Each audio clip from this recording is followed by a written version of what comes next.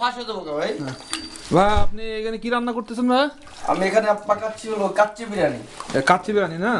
তো এই যে হাড়ির মধ্যে এখন এগুলো কি মাখাচ্ছেন? এগুলো মাংস, খাসির মাংস। হ্যাঁ, আর কি কি দিচ্ছেন এর ভিতরে? দই, তেজপাতা, হ্যাঁ, জয়ফল, হ্যাঁ, জয়ত্রী, হ্যাঁ, গোলমরিচ, এলাচি, দারচিনি, আর দেওয়া হয়েছে এখানে আপনার একটা স্পাইসি দেওয়া হয়েছে, সেটা হলো আপনার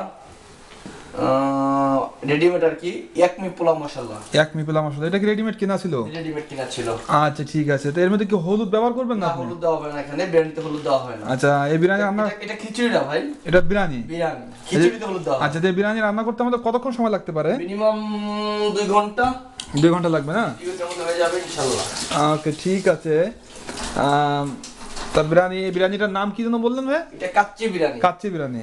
হ্যাঁ, আমি মনে হয় কাচ্চি বিরিয়ানি ঢাকাতে একবার খেয়েছি হোটেলে, আসলে কখনো রান্না দেখিনি, আজকে প্রথম আমার। এটা আরেকটা নাম আছে, অনেকে জানে না, একটা অন্ধ বিরিয়ানি বলা হয়। অন্ধ বিরিয়ানি বিকজ হ্যাঁ, যখন চালটা বসাবো দেখে দিব আর দেখবো না।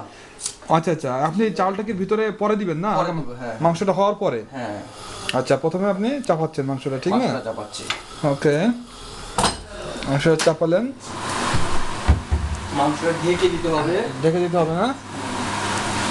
ওকে, হাবিব ভাই, হ্যাঁ, ঢাকনা কোথায়? নিচে, ওয়ান সেকেন্ড।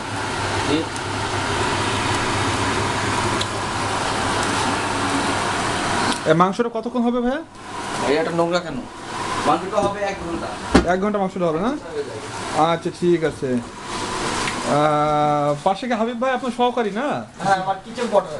ও আচ্ছা, উনি কিচেন পটার হিসেবে কাজ করছেন। আমরা মোটামুটি সহযোগিতা করছি আজকে আপনার রান্নার জন্য। যার জন্য আজকে দেখা যাক আমরা রান্না কেমন খাই সবাই মিলে। আজকে আমাদের রাতের যে পার্টিটা হবে, আমরা আশা করতেছি ভালো হবে। দেখি আমির ভাই রান্না করছে, আমরা দেখি। আমরা এখন ফাইনাল পর্যায়ে আসি, রান্না কেবল শুরু হয়েছে। আমি আপনাদেরকে আরো দেখাবো রান্না। এখন আপনারা সরাসরি দেখছেন কিচেন থেকে।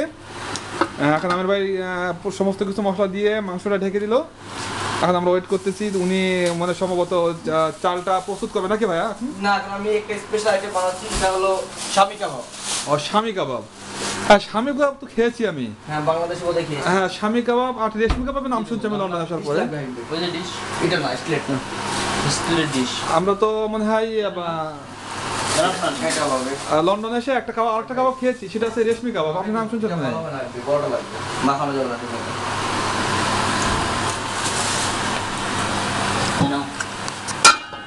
এটা লাগবে।